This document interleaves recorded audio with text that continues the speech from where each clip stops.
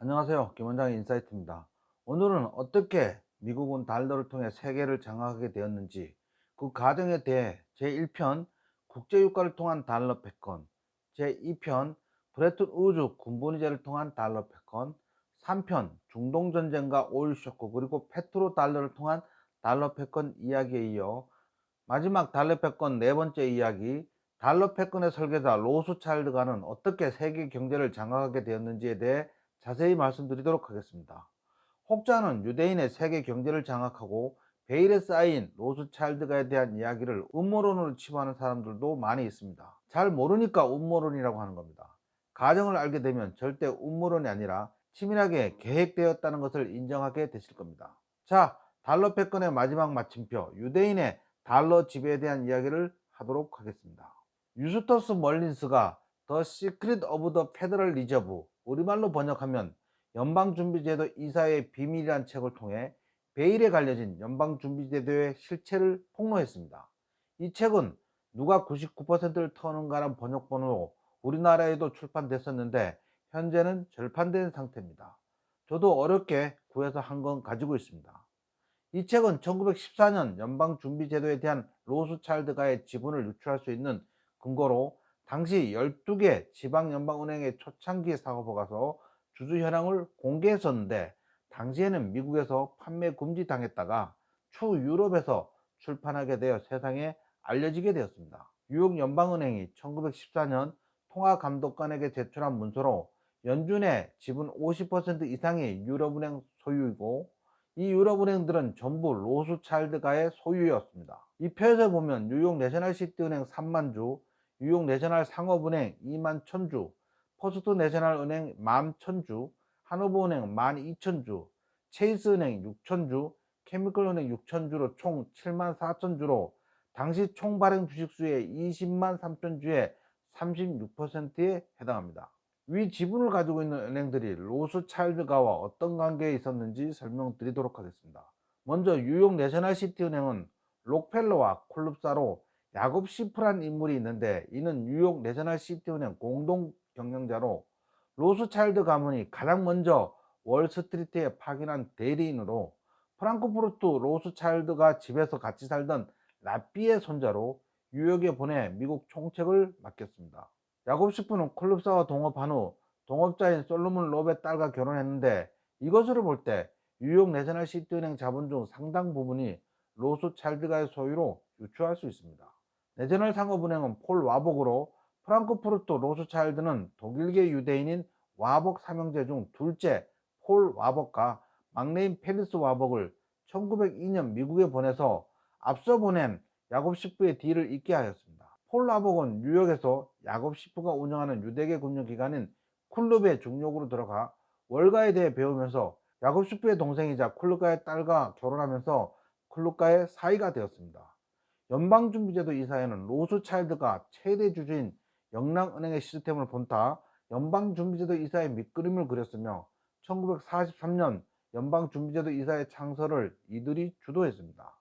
다음은 퍼스트 내셔널 은행을 소유하고 있는 JP모건으로, JP모건은 로스차일드가와 공식적으로 협력하여 미국의 철도, 철강, 금융산업을 장악했습니다. 카네기 철강 회사를 5억 달러에 인수하였는데, 이 금액은 당시 미국 국가 예산의 몇 배가 넘는 큰 금액이었습니다. 1901년 JP모건의 자본 지원하에 당시 최대 철강 회사였던 카네기 제강회사 등 10여 개사를 통합하여 미국 사상 최초 14억 달러의 자본금으로 US 스틸을 창립하였고, 당시 전 미국 조강 생산량의 65%를 차지했습니다. JP모건이 사망했을 때 자신의 재산 19%만 유산으로 남겼으니 나머지는 로스차일드가의 가문의 지분으로 추정됩니다. 1929년 10월 대공황 때 증시가 엄청나게 폭락했었잖아요.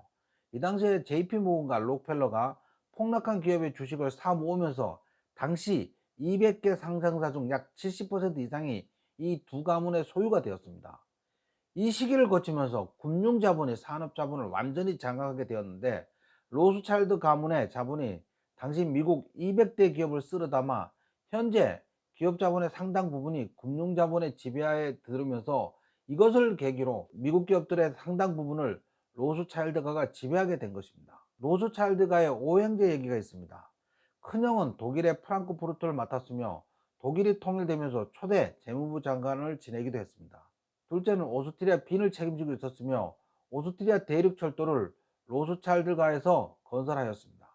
셋째는 영국 맨체스터에서 처음에 면직물 사업을 하며 돈을 벌어 런던 금융계에 진출하여 오형제 중 가장 큰 돈을 벌게 되었습니다. 넷째는 이탈리아 나폴리에서 로마 교황청과 이탈리아의 금융을 장악하였으며, 다섯째는 프랑스 금융을 장악하여 프랑스 철도를 로스차일드가에서 건설해 주었습니다. 로스차일드 가문이 큰 돈을 벌 수 있었던 것은 유럽 주요 지역의 형제들이 흩어져 정보 네트워크를 일찌감치 만들어서 협력하였으며, 1815년 6월 나폴레옹이 프랑스 제1제국과 영국, 프로이센, 네덜란드의 연합군 간의 전투에서 연합국이 패했다는 거짓 소식을 영국 런던에 알려 폭락한 채권을 사모아 채권의 62%를 손에 넣어 큰 부자가 되었다는 것은 공공연한 사실로 알려져 있습니다. 이 워터루 전쟁에서 나폴레옹은 완전히 몰락하게 됩니다. 히틀러가 정권을 잡으면서 오스트리아 로스차일드가의 재산이 전부 몰수당하고, 둘째가 구속되어 이를 정말 어렵게 구명운동을 해서 재산은 다 잃고 구출해냈습니다. 파리도 히틀러 치하 때 다 몰수당하게 되어 이후 로스차일드가는 커튼 뒤로 완전히 잠적하게 됩니다.